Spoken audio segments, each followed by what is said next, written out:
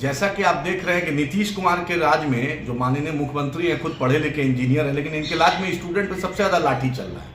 पता नहीं समझ में आ रहा है, कभी हेल्थ डिपार्टमेंट का पर्चा लीक, कभी आज बीपीएससी का न्यूज 18 में मैंने देखा पर्चा लीक। तो नीतीश जी, पर्चा लीक का फैक्ट्री अगर उत्तर प्रदेश के बाद बिहार और राजस्थान के बाद बिहार आ गया है क्या?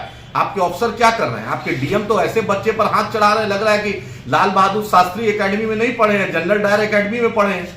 लोकतंत्र में किसी को हाथ उठाने का अधिकार नहीं। डीएम साहब पे कोई हाथ उठा देगा तो बहुत मिर्ची लगेगा। मानते हैं कि परसों तरसों नया डीएम ऑफिस बना है, उसमें मुख्यमंत्री खुद जाकर कुर्सी पर आपको बैठाएं, इसका मतलब आप संविधान से ऊपर डीएम साहब नहीं हो गए। ना आपके चीफ सेक्रेटरी हुए हैं, ना आपके एडिशनल सेक्रेटरी हुए हैं, ना कोई प्रिंसिपल सेक्रेटरी टू सीएम हुए हैं। नीतीश जी, आप खुद छात्र आंदोलन की उपज है और आपने देखा है छात्रों की कठिनाई। पेपर लीक होगा, अगर छात्र आंदोलन नहीं करेगा, अपनी बात नहीं रखेगा, क्या करेगा? आप क्यों नहीं एक गिरीवान सेल बनाते हैं मुख्यमंत्री के कार्यालय में कि जो छात्र अपनी बात रखेगा? आपका तो तानाशाह लोग है, ऑटोनोमस बॉडी चला रहा है। बीपीएससी में कैसे पर्चा लीक हो गया?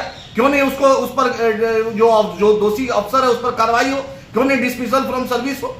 तो नीतीश जी, आप पढ़े लिखे हैं, इसलिए आपसे अनुरोध कर रहे हैं, अपने पदाधिकारियों को बोलिए कि हाथ चलाना बंद करें, काम करना शुरू करें। नया बिल्डिंग बना है तो टैक्स पेयर का पैसा से बना है। डीएम साहब, आपके घर के पैसा से नहीं मिला, या आईएएस एसोसिएशन चंदा करके नहीं डीएम ऑफिस बनाया है।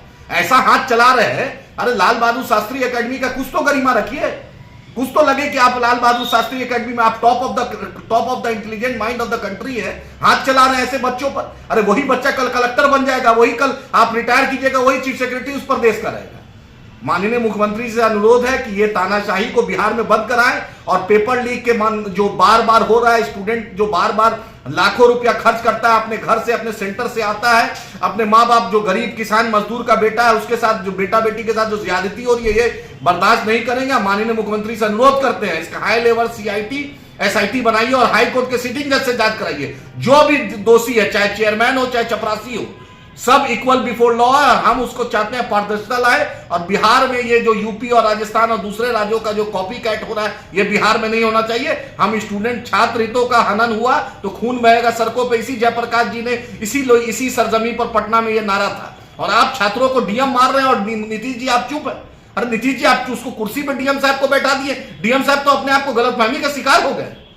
हम स्टूडेंट के साथ हैं और स्टूडेंट के मुद्दे पर मजलिस इत्तेहाद मुस्लिमीन लड़ती है और लड़ेगी, उसकी आवाज उठाएगी। और ये लोकतंत्र है, लोकतंत्र में सबकी आवाज सुनी जाइए। और माननीय मुख्यमंत्री एक उसका एसआईटी बनाकर इसका निष्पक्ष जांच कराए।